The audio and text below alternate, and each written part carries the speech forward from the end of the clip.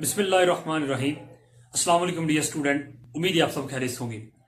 जी तो dear student, मैं आपका सर आकिब हुसैन और आज के इस लेक्चर के अंदर हम शुरू करेंगे अपना चैप्टर नंबर 2 और सॉल्व करेंगे उसकी एक्सरसाइज 2.1। चैप्टर नंबर 2 की एक ही एक्सरसाइज है, ठीक है। तो इंशाल्लाह आज के इस लेक्चर के अंदर हम कंप्लीट सॉल्व करेंगे।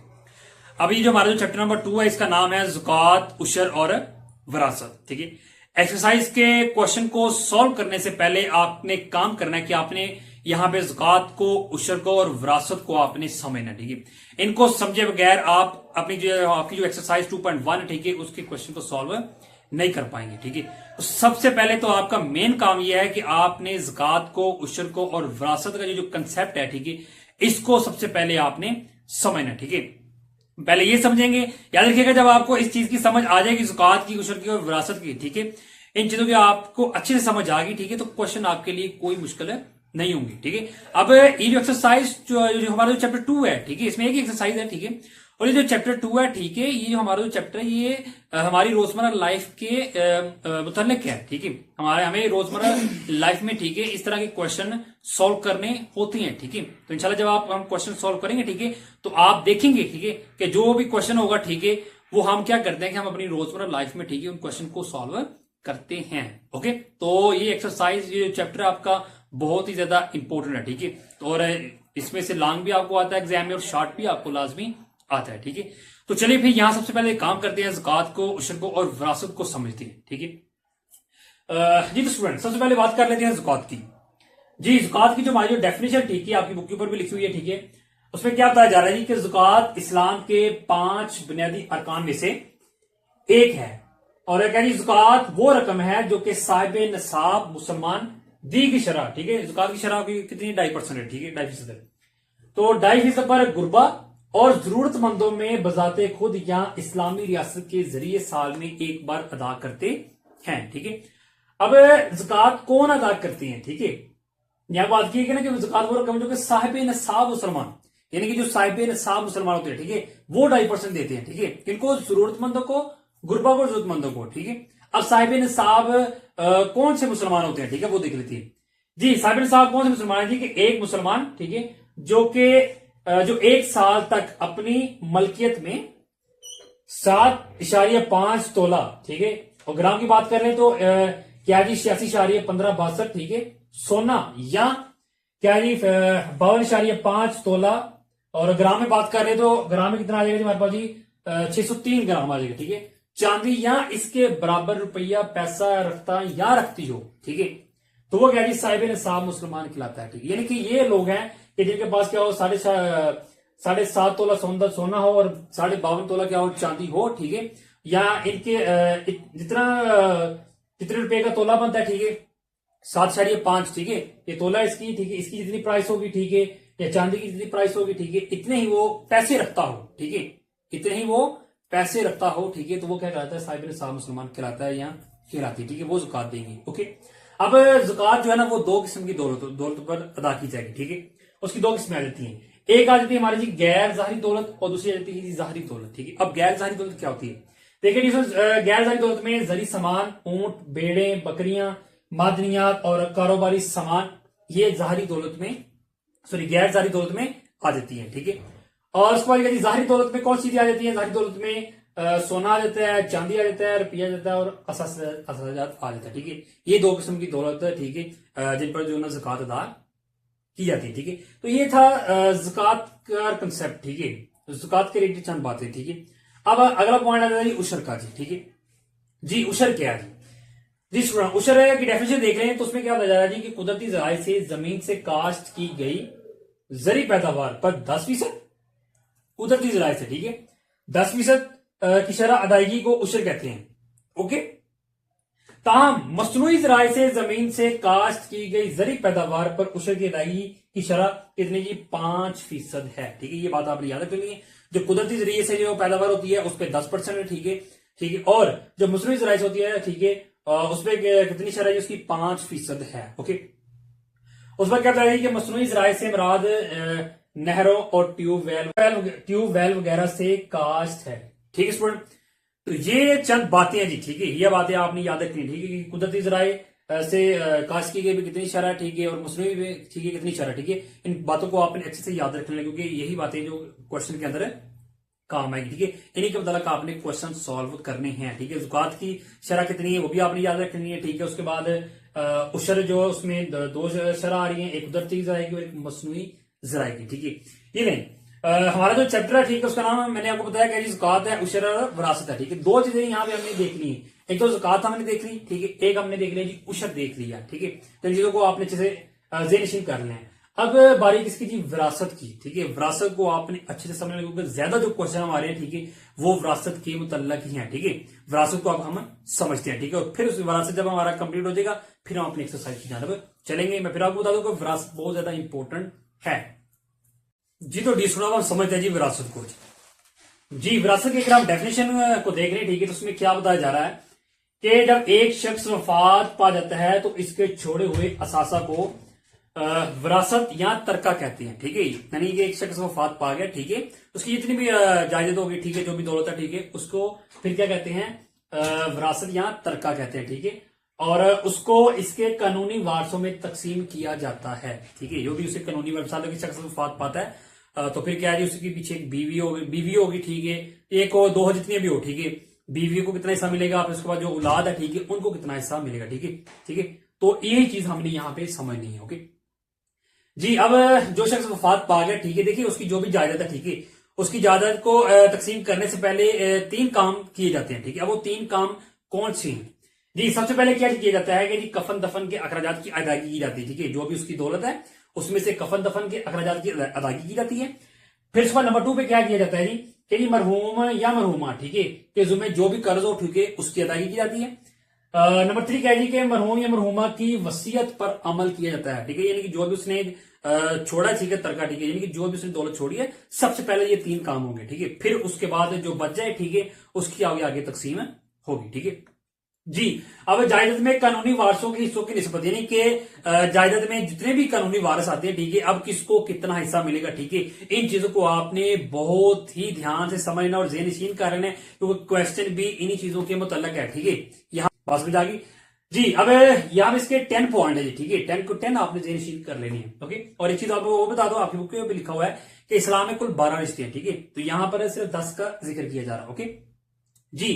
नंबर 1 पे क्या जी कह रहा है जी, क्या बताया जा रहा है जी अगर खावंद वफात पा जाए तो बीवी यानी कि बेवा जो है ठीक है, बेवा का हिस्सा औलाद या वालद से रिश्ता में किसी और औलाद की अदम मौजूदगी में 1/2, अदम मौजूदगी मतलब गैर मौजूदगी ठीक है, क्या हो गैर मौजूदगी में ठीक है कितना हिस्सा होगा जी 1/4 हिस्सा होगा। ये बात आपने याद रखेगी किस क्या।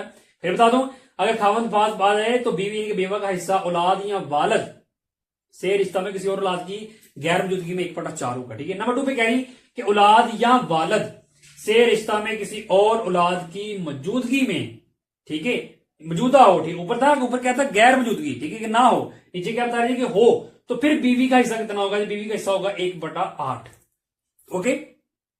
नंबर 3 पे क्या बताया जा रही है कि दो या दो से ज्यादा बीवियां हो ठीक है, तो इस हिस्से को बराबर बराबर हासिल करेंगे, यानी जो भी उसकी जायदाद होगी ठीक है उसको बराबर बराबर हासिल कर लेंगे जी। नंबर 4 पे क्या बताया जा रहा है कि एक बेटे को 2 बेटियों के बराबर हिस्सा मिलेगा, यानी भाई को बहन के हिस्से का 2 गुना।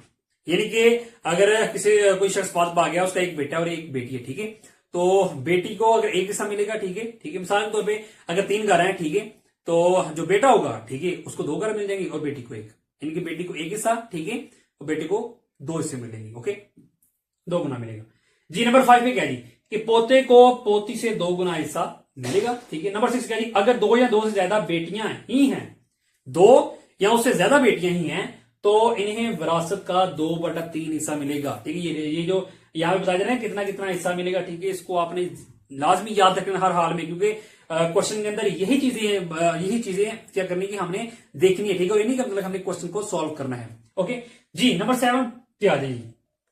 नंबर 7 में क्या बताया जा रहा है जी कि अगर बेटी एक ही है या बाप में रिश्ता से कोई और एक पोती है ठीक है, तो मुख्तस हिस्सा कितना जी 1/2 होगा।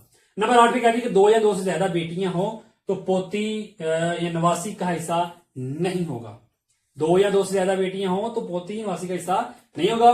नंबर 9 क्या जी, अगर एक बेटी हो और बाप से रिश्ता में एक पोती या नवासी हो तो बेटी का हिस्सा 1/2 और बाप से रिश्ता में पोती या नवासी का बकिया 1/6 होगा। ठीक है, और इन दोनों को मिलाया जाए तो जो कि मीजान का 2/3 बनता है। ठीक है, यानी कि 1/2 प्लस 1/6 करेंगे। ठीक है, एलसीएम लेके सॉल्व करेंगे तो 2/3 यानी कि 2/3। ठीक है, ये आपने याद रखना, इतना हिस्सा बनता है जी। नंबर 10 पे कह दी कि अगर बीवी वफात पा जाए तो खावंद को वर्षा का 1/2 हिस्सा मिलेगा। ठीक है, ये बातें आपने याद रखनी, ये बहुत ही ज्यादा इंपॉर्टेंट है। ठीक है, आपकी जो एक्सरसाइज है, ठीक है, उसमें जो एमसीक्यूज लिखे हुए हैं, अगर आप एमसीक्यूज को पढ़ें, ठीक है, तो उनमें भी यही चीजें ही पूछी जा रही है, ये रेशियो ही पूछी जाएगी। तो ये जो कितना कितना हिस्सा मिलेगा, यही चीजें पूछी जाएंगी। ठीक है, तो इनको आपने बहुत ही अच्छे से याद कर लेना। ठीक है, क्वेश्चन में भी हमने इसी के मतलब सॉल्व करने हैं। जो एमसीक्यूज आपके हैं, ठीक है, वो भी इन्हीं के मुतल्लक है, यानी कि ज़कात, उशर, ठीक है, और वरासत। ठीक है, इसके कंसेप्ट को, ठीक है, जो चीजें मैंने आपको बताई है, आपकी बुक के ऊपर भी लिखी हुई है, ठीक है, उनको आपने अच्छी तरह ज़हन नशीन कर लेना है। ठीक है, तो चलिए फिर अब हम चलते हैं अपनी एक्सरसाइज की तरफ और सोल्व करते हैं अपने क्वेश्चंस को जी। तो स्टूडेंट एक्सरसाइज 2.1 के यहाँ पे मैंने 2 क्वेश्चन लिख लिए हैं। चलिए अब इनको करते हैं सॉल्व जी। पहले क्वेश्चन के अंदर क्या बताया जा रही है कि अगर सोने की मालियत, ठीक है, सोने की मालियत कितनी है जी, 11,10,000 रुपए हो, उस पर ज़कात मालूम करें। और नंबर 2 कह रही है कि अगर चांदी की मालियत कितनी है जी, 3 लाख रुपए हो तो उस पर ज़कात मालूम करें। ठीक है, बात समझ आएगी।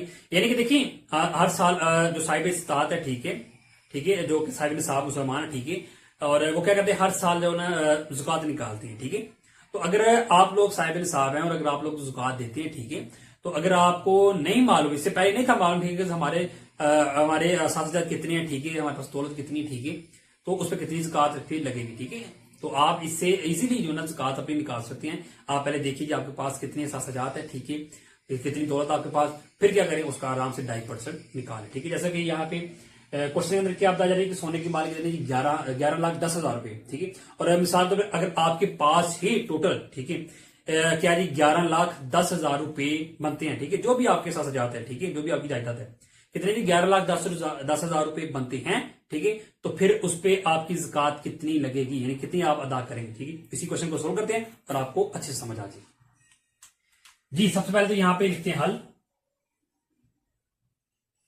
ठीक है, आपने यहां पे क्या करना है जी, कि रकम लिख लेनी। ठीक है, सोने की मालियत,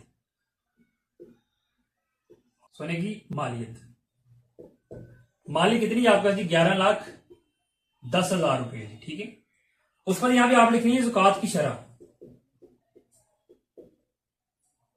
मैंने ज़कात के कंसेप्ट में आपको बताया था, ज़कात की शरह कितनी है जी, 2.5%। ठीक है, उसके बाद जी हमने निकालनी, ज़कात की रकम निकालनी है। तो यहां पे स्टेटमेंट आप लिख देनी कि ज़कात की रकम। जब आपने ज़कात की रकम निकालनी है तो फिर आपने करना क्या है कि जो आपके पास 11,10,000 रुपए है, ठीक है, ये कॉमी डॉट नहीं, ठीक है, उसको आपने मल्टीप्लाई कर देना किसके साथ जी, 2.5% के साथ। ओके, देन जी 11,10,000 रुपए यहां पे लिखिए और मल्टीप्लाई, यहां पे फीसद का साइन है। आपको मालूम है कि आप एक्सरसाइज 1.1 के अंदर, ठीक है, फीसद के लिए क्वेश्चन सॉल्व किए, और जब आप साइन खत्म करते हैं तो फिर आप क्या करते हैं कि जो साथ रकम होती है उसको मल्टीप्लाई करते हैं किसके साथ, 1/100 के साथ। ओके, यहां भी यही काम होगा। फिर इसको आपने करना क्या है जी, कि जी ये रकम वैसे वैसे लिखनी है अभी, और यहाँ पे इशारे खत्म करना आपने। आपको मालूम है कि जब आप इशारे खत्म करते हैं किसी वैल्यू का, ठीक, दरमियान में जो हो, तो इशारे की जगह आप नीचे क्या लगाते हैं, 1, और इशारे की जितनी रकम होती है उतनी 0 लगा देते हैं। ओके, और मल्टीप्लाई क्या है जी, 1/100।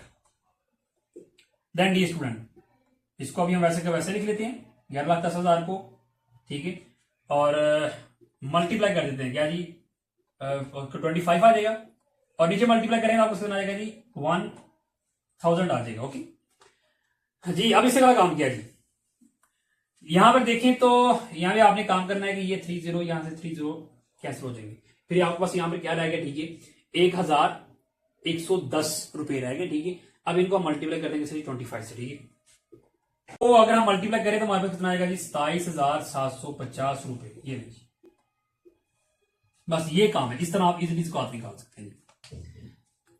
ये स्टेप आपने फॉलो करने हैं। क्या जी कि सबसे पहले जो आपके पास मालियत है, जितनी भी मालियत आपके पास है, ठीक है, वो लिख लेनी है आपने, फिर शराब लिख लेनी है, फिर ज़कात की रकम निकालनी है, उसको मल्टीप्लाई करना है किसके साथ जी, डायफिसिक के साथ।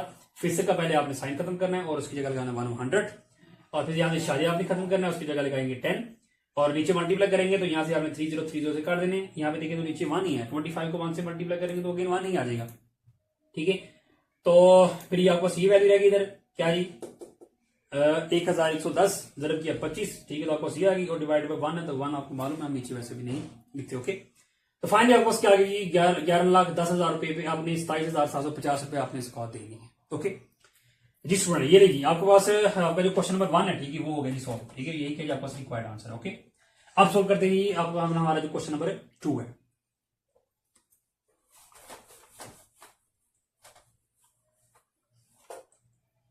जी। यहां पे जी सोने की जगह हम लिख देते हैं चांदी। चांदी की मालियत कितनी आपके पास जी, वो है जी 3 लाख। शरह कितनी जी, 2.5% रहेगी। ज़कात की रकम निकालनी है तो 3 लाख को हम क्या करेंगे, जरब कर देंगे इसके साथ जी 2.5% के साथ। सेम वही काम होगा, 3 लाख को अभी वैसे का वैसे लिख दें और मल्टीप्लाई यहाँ पे क्या किया जाएगा, फीसद की जगह 1/100 लगाना है आपने। 3 लाख अभी वैसे का वैसे ही मल्टीप्लाई, यहाँ से शादी खत्म करेंगे, नीचे क्या जाएगा 10 मल्टीप्लाई 1/100, 3 लाख। उसके बाद जरब क्या आ जाएगा जी आपको 25, और ये जरब कितना आएगा जी 1000। यहां से क्या होगा 3 0, यहां से 3 0 से कट जाएंगे और 300 यहां पे रह गया। 300 को जब आप क्या करेंगे 25 के साथ जरब करेंगे तो आपको कितना देगा जी, 25 3 कितना देगा 75,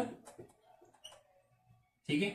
ये नहीं और नीचे आपके पास 1 है, ठीक है। तो 400 का तो 1 पे सेम करें 400 ही आ जाएगा, यानी इतने रुपये आपके पास आ गए जी। ये नहीं, यही क्या जी आपके पास इसका रिक्वायर्ड आंसर। ये नहीं, 3 लाख पे कितनी ज़कात अदा होगी जी, 7,500 रुपये आपने देने होंगे जी। अगर आपके पास 3 लाख है, ठीक है, कुल मिला के तो इतनी ज़कात आपने देनी है, ठीक है। इस तरीके से आप अपने घर में जितनी भी आपके पास मालियत, ठीक है, उसकी ज़कात इजीली फाइंड कर लेंगे, ओके जी। फर्स्ट 2 क्वेश्चन हमारे हो गए। अब चलते हैं अपने नेक्स्ट क्वेश्चन जी। तो स्टूडेंट सोल्व करते हैं अपना क्वेश्चन नंबर 3 एंड 4 जी। सबसे पहले देखते हैं यहाँ पे क्वेश्चन नंबर 3 को। क्वेश्चन नंबर 3 के अंदर क्या बताया जा रहा है कि 10 तोला सोना और 40 तोला चांदी पर ज़कात मालूम कीजिए, जबकि सोने की कीमत 40,000 रुपए फी तोला और चांदी की कीमत जी 5,000 रुपए फी तोला है, ठीक है। तो चलिए ज़कात निकालते हैं बच्चे। सबसे पहले तो यहां पे लिख लें जी सोने की कीमत फी तोला, ठीक है, वो कितनी है जी, वो है जी 40,000 रुपए। एक तोले कितनी है, ठीक है। आपने किस पे निकालनी ज़कात जी, वो है जी 10 तोला पे, ठीक है जी। 10 तोला यहां लिखें जी, 10 तोला सोने की कीमत फिर कितनी हो जाएगी जी, पहले ये देखते हैं। तो पहले आपने करना क्या है जी कि 40,000 को जरब कर देना आपने 10 के साथ, ठीक है। जरब करेंगे तो आपको कितना आ जाएगा जी 4 लाख रुपए का जी। ये आपके पास 10 तोला सोना था, ठीक है, आपको नहीं पता, ठीक है, 10 तोला कितनी बनी कीमत, लेकिन साथ फिर बता भी दिया गया कि एक तोले की 40,000 रुपए है, ठीक है। तो फिर आपको पता चला कि मेरे पास जो 10 तोला सोना है, ठीक है, तो उसकी जो कुल रकम बनती है वो कितनी बनती है जी, 4 लाख रुपए बनती है, ठीक है जी। साथ से ये भी बताया जी चांदी भी उसने बताया 40 तोला और रकम उसने दी है, ठीक है, फी तोला चांदी की, ठीक है। तो चलिए यहाँ पे फिर देखते हैं, यहाँ पे लिख लेते पहले जी चांदी की फी तोला कीमत।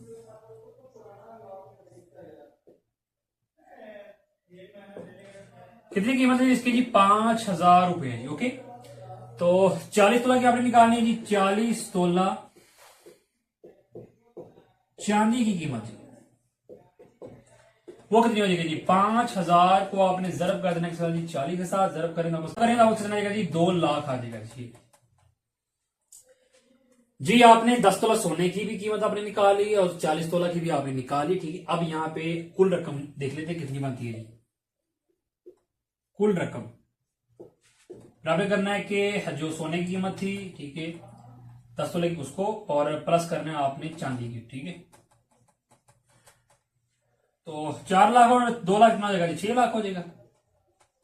ये कुल जो आपके पास जो रकम आ गई, ठीक है, वो आ गई कितनी जी, 6 लाख आ गई जी, ओके।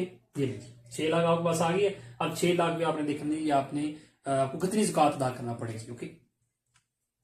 तो फिर यहां पे ज़कात की शरह लिख लेते हैं। ज़कात की शरह कितनी जी आपके पास जी 2.5% है जी। उसके बाद जी ज़कात की फिर रकम 6 लाख को आपने ज़र्ब करना है किसका जी 2.5% के साथ। अब इससे अगला वही काम है जो हमने क्वेश्चन नंबर 1 और 2 में किया था। सबसे पहले तो यहाँ पे परसेंटेज को खत्म किया जाएगा और मल्टीप्लाई किया जाएगा किसके साथ 1/100 के साथ। देन जी यहाँ पे लिखने 6 लाख और इशारे खत्म करते हैं। यहाँ पे इतना आ जाएगा नीचे 10 आ जाएगा। 6 लाख वैसे के वैसे लिखते जाएं और नीचे ज़र्ब करेंगे तो आपको कितना आ जाएगा जी 1000। यहाँ से 3 0 इधर से कैंसिल हो जाएंगे और क्या जी आपके पास यहाँ पे जी 600 बच गया। ठीक है, अब यहाँ पे 600 को ज़र्ब कर लेते हैं 25 साथ और देखते हैं हमारे पास ज़कात की रकम कितनी आ जाती है जी। इनको मल्टीप्लाई करेंगे तो वापस कितना आ जाएगा जी 15,000 आ जाएगा जी। ये लीजिए स्टूडेंट 15,000 रुपये आपके पास आ गए हैं और यही आपके पास क्या है जी रिक्वायर्ड आंसर है। 6 लाख रुपए थे आपके पास कुल।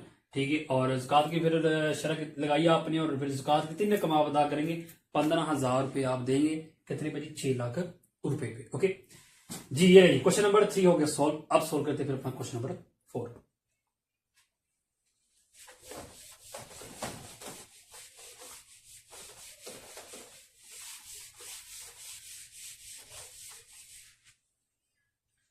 जी क्वेश्चन नंबर 4 की स्टेटमेंट क्या है आपके पास जी सोने की मालियत क्या जी 8 लाख रुपए और नकद रकम जो आपके पास मौजूद है वो कितनी जी 4 लाख रुपए है जी। ठीक है, और चांदी 50 तोला ठीक है आपके पास है और 5,000 रुपए फी तोला बताई गई है। ठीक है, तो क्या जी ज़कात मालूम कीजिए। ओके, सोने की मालियत आपके पास कितनी जी 8 लाख। ठीक है, नकद रकम 4 लाख। ठीक है, सबसे पहले तो ये चीजें जो आपके पास गिवन है वो लिख लेती है जी। सबसे पहले आपको क्या चाहिए गिवन है जी सोने की मालियत, तो यहां पे लिखिए सोने की मालियत कितनी आपके पास जी 8 लाख है जी। और नकद रकम आपके पास कितनी है जी वो है जी आपके पास जी 4 लाख है। सोने की मालियत में लिख लिया आपने, नकद रकम में लिख ली। अब आगे क्या जी चांदी 50 तोला है। ठीक है, और फी तोला कितनी है आपके पास जी 5,000 रुपए। सबसे पहले यहां लिख लेते हैं फी तोला चांदी की कीमत कितनी कीमत है जी आपके पास जी 5,000 रुपए। अब मैंने कितने तोला की निकाली 50 तोला की निकालनी, तो यहां पे लिखिए 50 तोला चांदी की कीमत जी। तो क्या करेंगे 5,000 को ज़र्ब कर देंगे साथ जी 50 के साथ। ठीक है जी, अब इनको ज़र्ब करें आपको कितना आएगा जी 2,50,000 आ जाएगा जी।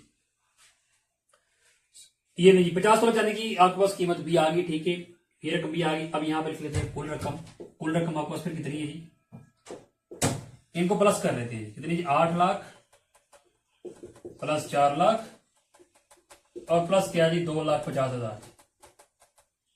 ठीक है, इनको प्लस करेंगे तो हमारे पास कितना आ जाएगा जी 14,50,000 आ जाएगा ये।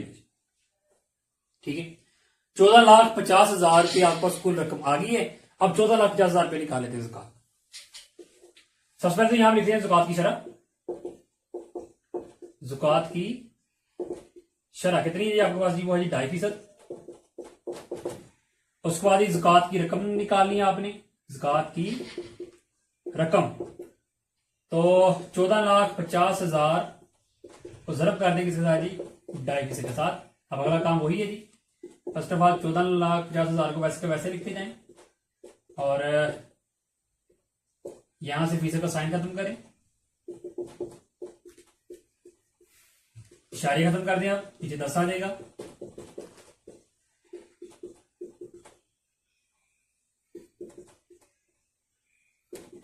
ज़रब करेंगे नीचे आपको कितना आ जाएगा जी 1,000।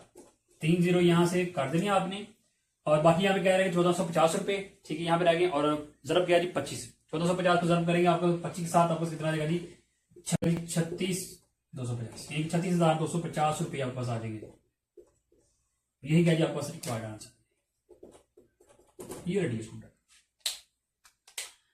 14,50,000 रुपये आपको स्कूल रकम आ गई थी। ठीक है, और इसमें कितनी ज़कात आपकी बन गई जी 36,250 रुपये आपने ज़कात देनी है। ओके जी, सवाल नंबर 4 है। ठीक है, उसको फिर देख लें क्या बताया गया था उसमें कि सोना जितना भी आपके पास था उसकी कीमत आपके पास कितनी बनती है, 8 लाख रुपए बनती है, और नकद जो आपके पास रकम है, ठीक है, वो कितनी थी, 4 लाख रुपए।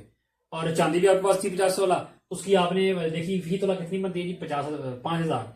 तो पहले आपने चांदी की कुल रकम निकाल ली, फिर तीनों को प्लस करके, ठीक है, आपने कुल रकम आ गई, कुल रकम की ज़कात आपने निकाली। इस तरह आप अपने घर में, ठीक है, ज़कात इजीली फाइंड कर सकते हैं। ओके जी, क्वेश्चन नंबर 3 और 4 हो गया सॉल्व। आप सॉल्व करते हैं अपने नेक्स्ट क्वेश्चन जी। तो स्टूडेंट सोल्व करते हैं क्वेश्चन नंबर 5 एंड 6 को जी। क्वेश्चन नंबर 5 के अंदर क्या बताया जा रहा है जी, कुदरती जराये से पैदाशुदा चावल की फसल मालियत कितनी उसकी जी, 6 लाख रुपए। अब उशर की बात आ गई ना, ठीक है, उशर के रेट अब क्वेश्चन आ गया, दोनों ये दोनों क्वेश्चन उशर के रेटेड है। पांचवा क्या है, कुदरती जराये के रेटेड, ठीक है, और छठा क्या है, मसनूई जराये, ठीक है। तो चलिए करते हैं हल जी। हल तो सबसे पहले यहां पे लिख लेते हैं, ठीक है, फसल की मालियत कितनी है जी, फसल की मालियत कितनी, फसल की मालियत है जी 6 लाख रुपए। और उशर की शरह कितनी है जी, उशर के कंसेप्ट के अंदर मैंने बताया हुआ है, उशर की शरह वो कितनी है जी, 10% है जी। तो फिर उशर की रकम कितनी आ जाएगी जी, कितनी आ जाएगी जी, 6 लाख को आप जरब कर दे 10% के साथ। यहां पे काम करना है आपने, फीसद का साइन खत्म करना है, आपको मालूम है, फिर क्या करते हैं, जरब करते हैं 1/100 के साथ। ओके देन यहां पर यहां देखें तो ये 2 जीरो, यहां से 2 जीरो से आप निकाल देंगे। ओके अब ऊपर आपके पास क्या वैल्यू रहेगी, यहां पे क्या जी 6,000, और जरब क्या जी 10, जरब क्या जी 1, ठीक है। तो 6,000 को जरब करें 10 के साथ, कितना आ जाएगा आपके पास 60,000, और 60,000 को एक साथ जरब करेंगे कितना, 60,000 ही आ जाएगा जी। रडिए स्टूडेंट 60,000 रुपए, ये क्या रिक्वायर्ड आंसर है, ठीक है। ये रडिए स्टूडेंट, कुदरती जराये से पैदाशुदा फसल चावल की फसल की कीमत आपको कितनी थी जी, मालियत 6 लाख रुपए थी, और 6 लाख रुपए भी आपने ज़कात देनी कितनी जी, 60,000 रुपए आपने, सॉरी उशर, ठीक है, वो आपने अदा करना है, ठीक है जी। क्वेश्चन नंबर 5 हो गया सॉल्व। अब सॉल्व कर लेते हैं अपना क्वेश्चन नंबर 6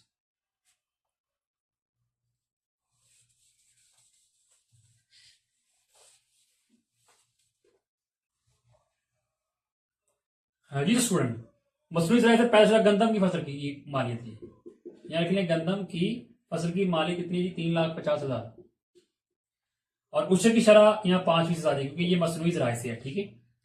उशर की रकम निकालनी है, 3,50,000 को जरब कर दें 5% के साथ, 3,50,000, और जरब कितना आएगा जी आपका जी 5, जरब कितना जी आपका जी 1/100, ठीक है। अब यहां पर यहां से 2 जीरो, 2 जीरो कट गए, यहां पे क्या बच गया 3500, 3500 को 5 का जरब करेंगे तो आपको कितना आएगा जी 17,500, ठीक है, 17,500 रुपए। ये लीजिए, यही क्या जी आपके पास इसका रिक्वायर्ड आंसर है। ये रही स्टूडेंट, मसरूई जराये से गंदम की मालियत कितनी थी, 3,50,000 थी, उसपे उशर की शरह कितनी लगी 5%, ठीक है। और फिर आपके पास उशर की रकम कितनी आ जाएगी, वो आ जाएगी 17,500 रुपये आपने अदा करने हैं। कितने पे, कितनी रकम पे, 3,50,000 रुपए पे 17,500 रुपये आपको अदा करना होंगे। ओके ये रही क्वेश्चन नंबर 6 भी हो गया सॉल्व। अब चलते हैं अपने नेक्स्ट क्वेश्चन की जान जी। तो स्टूडेंट सोल्व करते हुए अपना क्वेश्चन नंबर 7 एंड 8 जी। सबसे पहले तो यहां पे सोल्व करते हैं अपना क्वेश्चन नंबर 7, ठीक है। अब मैं एक चीज आपको बता दूं कि ये जो क्वेश्चन 7 से 7, 8, 9, 10, 11 एंड 12, ठीक है, 6 का जो हमारे जो क्वेश्चन है, ठीक है, इस सारे के सारे विरासत के कंसेप्ट के लिए, ठीक है, वो कंसेप्ट आपको आता होगा, ठीक है, तो ये क्वेश्चन आपके लिए इजी सॉल्व हो जाएंगे, ठीक है जी। अब क्वेश्चन नंबर 7 की स्टेटमेंट क्या है, क्या बताया जा रहा है, क्या बताया जा रहा है कि अगर एक शख्स ने 7,50,000 रुपए मालिक की जायदाद छोड़ी हो तो उसकी एक बेवा है, ठीक है, 2 बेटों और 1 बेटी में हर एक की जायदाद की मालिक मालूम करनी है आपने, ठीक है जी। सबसे पहले तो यहां पे लिख लेते हैं जी कुल मालिक, यानी जायदाद कितनी है जी, कुल मालिक कितनी है जी, जायदाद की मालियत, उसकी जायदाद है, ठीक है, उसकी मालिक कितनी है जी, वो है जी आपको 7,50,000, ठीक है। अब कुल इतनी आ गई, ठीक है, कुल इतनी आ गई। अब हिस्सा किसका निकालना है, बेवा का, बेटों का और बेटी का, ठीक है। अब मैंने आपको कंसेप्ट बताया हुआ है कि अगर हमारे पास जस्ट बेवा हो, ठीक है, औलाद ना हो, तब उसका हिस्सा कितना बनता है, बेवा का 1/4, ठीक है। लेकिन अगर बेवा है और बे औलाद भी है तब क्या होगा जी 1/8, यानी कि यहाँ पे 1/8 के साथ क्या करेंगे 7,50,000 को जर्व करेंगे। ठीक है, ये बात आप जेनिशिन कर लें। सबसे पहले यहाँ पे बेवा का हिस्सा निकालेंगे, यहां लिख देते हैं जी बेवा का हिस्सा। तो 7,50,000 को आपने जर्ब कर देना जी 1/8 के साथ। ठीक है, ये बात याद रख लेंगे। ओके हाँ जी, अब 7,50,000 को एक के साथ करेंगे तो हमारे पास वही वैल्यू आ जाएगी, और 8 के साथ क्या हो रहा है ये तकसीम हो रहा है।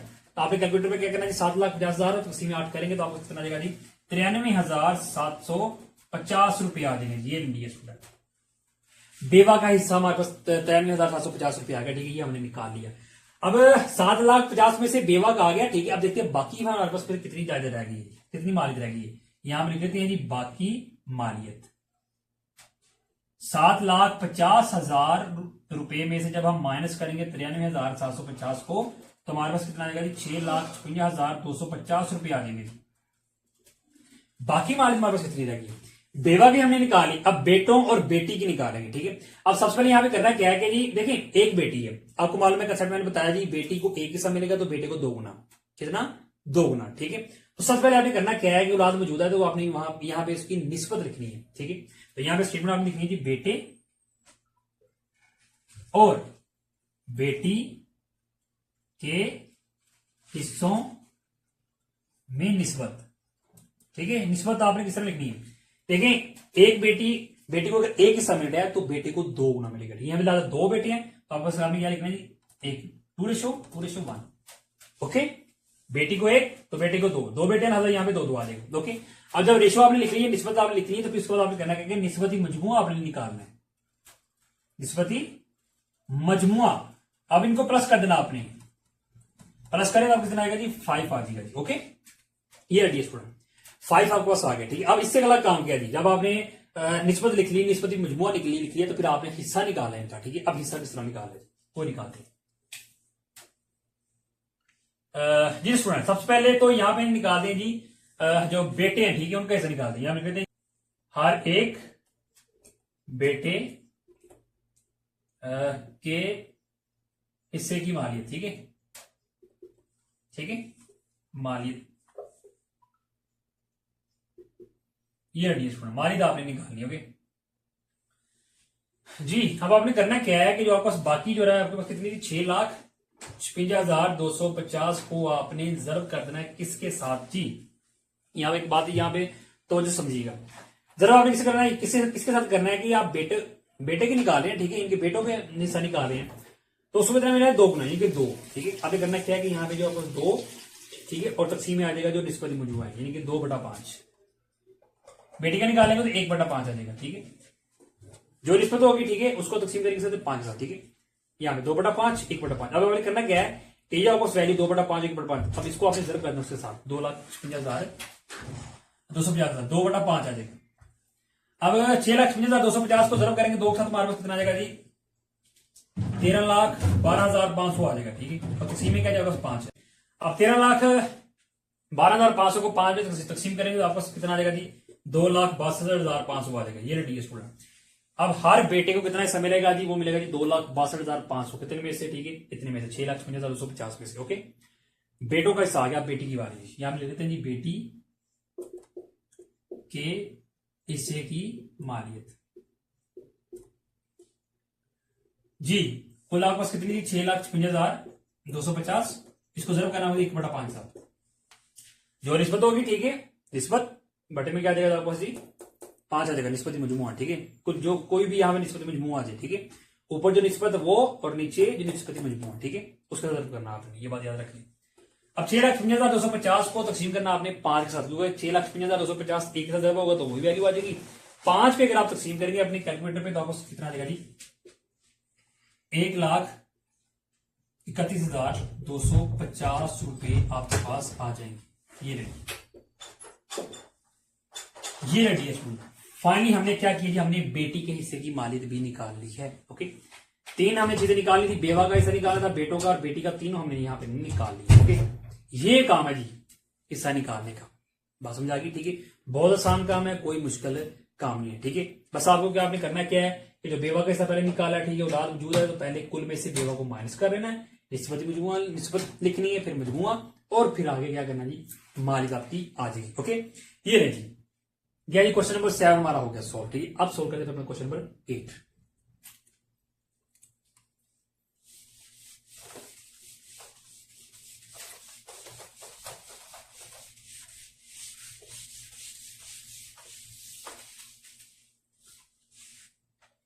जी, अब स्टेटमेंट में क्या बताया जा रहा है कि अगर एक शख्स ने अपने पीछे एक बेवा और 4 बेटियां छोड़ी और उसकी मालिक कितनी 4 लाख है। ठीक है, तो उसका हिस्सा निकालना है, फिर हमने किसका, बेवा का और बेटियों का निकालना है। ठीक है, 4 बेटियों का। तो सबसे पहले तो यहां पे लिख लेते हैं मालिक कितनी है, वही 4 लाख। ओके, बेवा का हिस्सा निकालिए यहां पे, बेवा का हिस्सा, तो 4 लाख को जरब करना है 1/8 के साथ। क्यों 1/8 है, क्योंकि औलाद मौजूद है। ठीक है, अब 4 लाख को एक साथ जरब करें 4 लाख आ जाएगा, 8 पे तकसीम हो रहा है, तो कैलकुलेटर अगर आप तकसीम करें कैलकुलेटर पे तो कितना आ जाएगा आपको जी, 50,000 आ जाएगा। जी नहीं, बेवा के साथ कितना आ गया जी, 50,000 रुपये आ गए। ओके, अब आपने फिर क्या करना है जी, आपके कुल माल, तो उसमें से फिर आपने क्या करना है, बेवा के साथ माइनस करना है और देखना है बाकी रकम कितनी बचती है। यहां लिख लेते हैं बाकी मालियत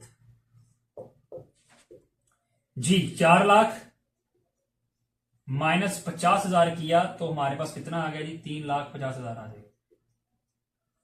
ओके, ये इतना हमारे पास बाकी रह गया। अब किसका निकालें, 4 बेटियों का हिस्सा निकालें, 4 बेटियों का। सबसे पहले यहां पे निस्बत निकाली जाएगी, यहां पे लिख लेते हैं जी बेटियों के हिस्से में निस्बत।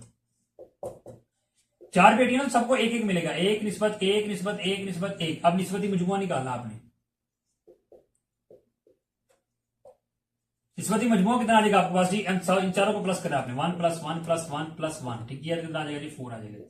ये निस्बती मजमुआ कितना आपके पास आ गया, वो जी 4 आ गया। ठीक है, अब आपका काम क्या जी, आपने हिस्सा निकालना है बेटियों का। ठीक है, तो अब वो निकालते हैं जी, तो यहां पर लिख लेते हैं जी, हर एक बेटी के हिस्से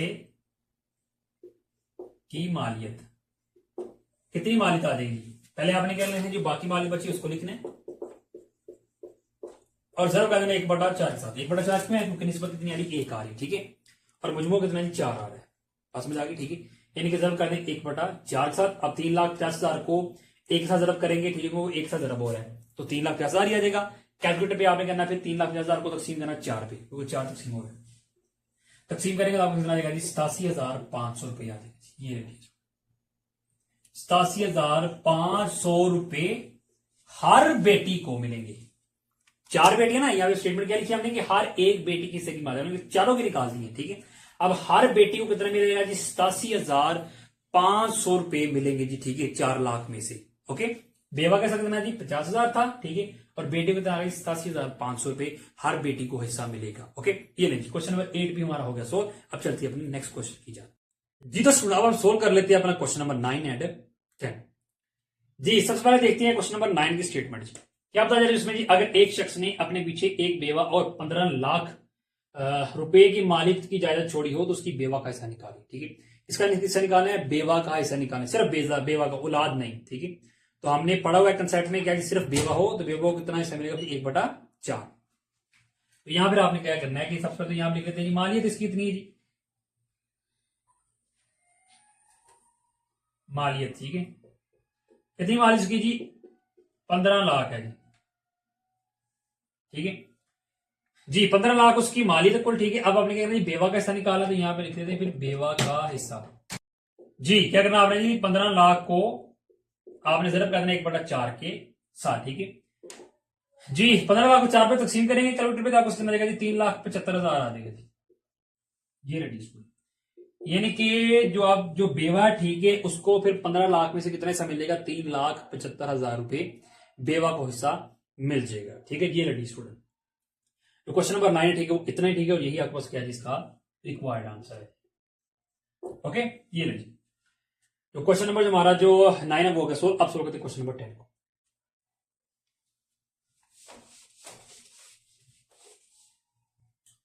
जी। क्वेश्चन नंबर 10 हमारे पास क्या है जी, कि अगर एक शख्स ने अपने पीछे एक बेवा और 2 बेटे छोड़े हों तो उसकी मालियती विरासत कितनी की, 20 लाख है जी। अब यहाँ पे कितनी जी 20 लाख रुपए में से हर एक का हिस्सा आपने निकालना है। ठीक है, तो चलिए यहां सबसे पहले तो लिख लेते हैं जी मालियत कितनी जिसके पर,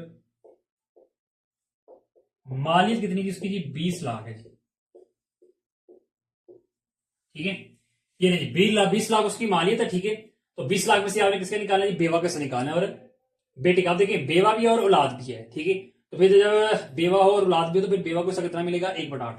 फिर आपने करना क्या है, यहाँ पे लिखना है जी बेवा का हिस्सा। ठीक है, और इसको मल्टीप्लाई करना है किसको जी, 20 लाख को 1/8 के साथ। ठीक है जी, जब आप मल्टीप्लाई करेंगे, ठीक है सॉरी 20 लाख को एक साथ करें तो ये 20 लाख ही आ जाएगा और तकसीम हो रहा है 8 पे, यानी कि 20 लाख को 8 पे तकसीम करेंगे तो आपको कितना आ जाएगा जी, 2,50,000 रुपया। ये नहीं जी बेवा के साथ कितना कितना आ गया, 2,50,000। ठीक है, अब देख लेते हैं बाकी मालियत कितनी बचती है। तो यहां पे आप लिखना है जी बाकी मालियत जी, कितने में से जी, 20 लाख में से आपने माइनस कर देना है किसको जी, 2,50,000 माइनस करेंगे जी तो आपको कितना आ जाएगी, 17,000 सॉरी 17,50,000 आ जाएगा जी। ठीक है, ये बाकी मालियत बच गई। अब आगे बात आ गई बेटों की, 2 बेटियां, तो पहले तो निस्बत लिखते हैं। ठीक है, बेटों के हिस्सों में निस्बत। ठीक है, अब निस्बत निकाल लेते हैं, कितने बेटे हैं, 2, तो बेटे को मिलते कितना मिलता है, 2 गुना मिलता है। ठीक है, तो 2 अपने यहां पर लिख देना है, 2 निस्बत 2। ठीक है, 2 बेटे हैं। अब निस्बती मजमुआ बस क्या देगा जी, निस्बती मजमुआ क्या देगा जी, दोनों को प्लस कर लेते हैं तो कितना आ जाएगा, 4। अब आपने क्या करना है जी, हर एक हिस्सा निकालना है बेटे का। ठीक है, तो यहां आप लिख देते हैं जी हर एक बेटे के हिस्से की मालियत। ठीक है, तो मालियत फिर कितनी आ जाएगी, आपने करना क्या है, बाकी आपको कितना जी, 17,50,000 है, यानी 17,50,000 को जरा करना आपने 2/4 के साथ, क्योंकि निस्बत यहाँ पे कितनी है, 2। ठीक है, मजमूआ कितना, 4, 2/4 आएगा। अब 17,50,000 को पहले आपने 2 के साथ जरब करना है तो आपको कितना आएगा जी, 35 लाख आ जाएगा। ठीक है, ये 35 लाख आपके पास आ गया, और 35 लाख को आपने तकसीम करना है इसमें 4 पे तकसीम करेंगे तो आपको कितना आएगा जी, 3 लाख सॉरी 8,75,000 रुपया आ जाएगी। ये देखिए, ये रेडी स्टूडेंट।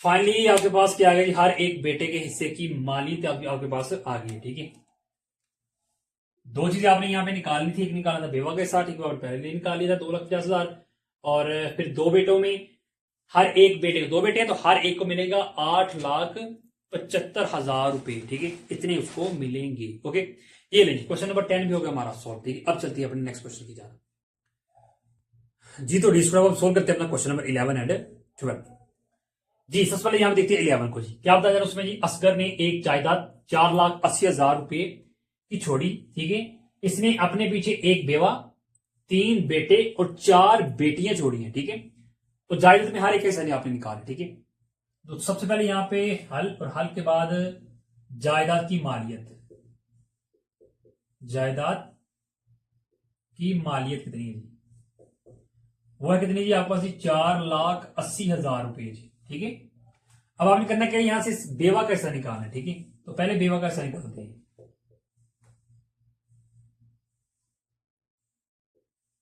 बेवा का हिस्सा कितना आ जाएगा जी, आपको मालूम है कि ये अगर औलाद मौजूद है तो फिर बेवा को कितना मिलेगा, 1/8।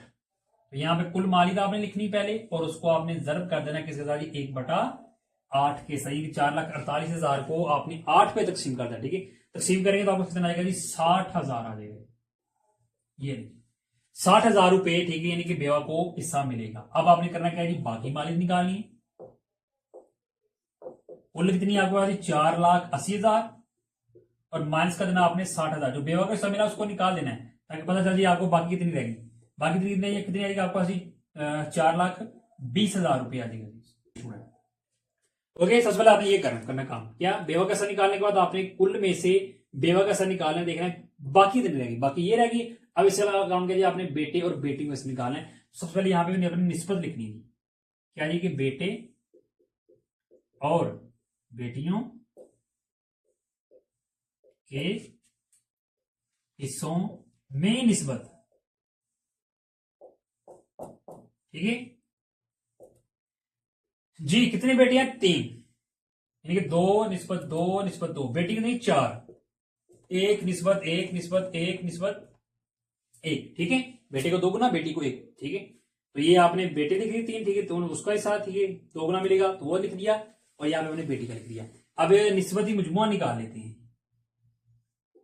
निस्बती मजमुआ क्या आ जाएगा? इनको प्लस कर देते हैं, 2 + 2 + 1 + 1 + 1 और प्लस की जगह 1 आ जाएगा। इनको प्लस किया तो आपको कितना आएगा? टी आ जाएगा जी 10 आ जाएगा। ये रहा टी। कितना आपके पास निस्बती मजमुआ कितना आ गया? आपके पास जी 10 आ गया, ठीक है। अब इससे अगला काम करिएगा, आपने निकालना है फिर बेटे का और बेटी का हिस्सा, ठीक है। यहां सबसे पहले निकाल दें जी बेटों का हिस्सा निकालते हैं, ठीक है।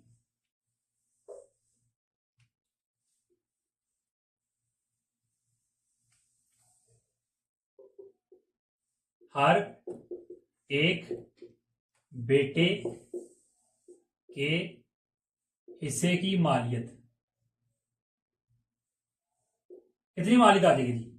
बाकी नहीं आपको 4,20,000, तो जरूर कर देना आपने किस देखिए बेटों को कितना मिलेगा? 2 गुना मिलेगा, 2, और जो आपको निस्बत मुझे कितना जी? 10, 2/10, ठीक है जी। अब क्या जी कि यहां पे देखें तो 4,20,000 है। 4,20,000 को जब आप 2 के साथ जरूर करेंगे, ठीक है, तो फिर आपको कितना आएगा जी? 8,40,000 आ जाएगा, 40,000, और तकसीम क्या जाएगा आपको जी? 10 आ जाएगा, ठीक है। अब 8,40,000 को जब 10 पे तकसीम करेगा तो आपको कितना आएगा जी? 84,000 आ जाएगा। ये रेडी, हर एक बेटे के हिस्से कितना आएगा जी? 84,000 रुपया आ गया, ठीक है। तो अब निकाल लेते हैं बेटी का हिस्सा, ठीक है। हर एक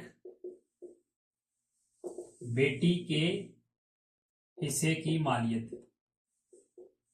तो कितना जी आपके पास? बाकी 4,20,000 था, ठीक है। ये तो बेटी को कितना? एक हिस्सा मिलेगा, नहीं कि 1, और निस्बत में जो कितना? 10, तो जरूर कर देंगे 1/10 के साथ। 1/10, 4,20,000 को 10 पे तकसीम करेंगे, ठीक है, तो आपको कितना आएगा जी? 42,000 आ जाएगा।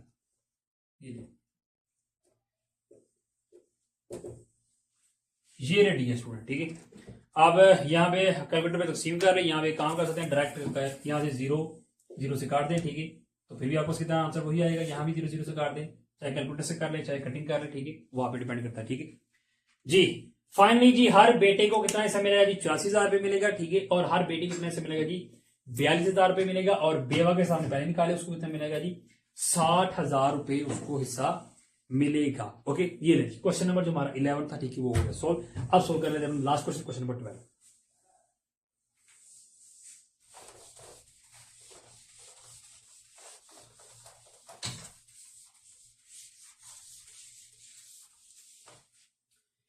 जी क्वेश्चन नंबर 12 में क्या बताया जाता है कि नजीब ने 4 लाख रुपए अपने वर्षा में छोड़े, और इसने अपने पीछे एक बेवा छोड़ी, बेवा, ठीक है, एक बेवा छोड़ी, जबकि इनके यहां कोई बच्चा ना था। नजीब की बेवा का हिस्सा मालूम कीजिए, ठीक है। देखिए उसने कहा जी 4 लाख उसके पास मालिक उसकी थी, ठीक है, और छोड़ी कौन सी, क्या चीज जिसे पीछे छोड़ी जी? बेवा छोड़ी, औलाद नहीं है, यहाँ कोई बच्चा नहीं, तो जब औलाद ना हो सिर्फ बेवा हो, तो बेवा कितने से मिलेगा? 1/4 मिलेगा, ठीक है। तो यहां सबसे पहले लिख लेते हैं इसकी मालियत जायदाद की मालियत कितनी जी? 4 लाख। बेवा कैसा निकालना है? बेवा का हिस्सा 4 लाख जरा कितना देगा आपको?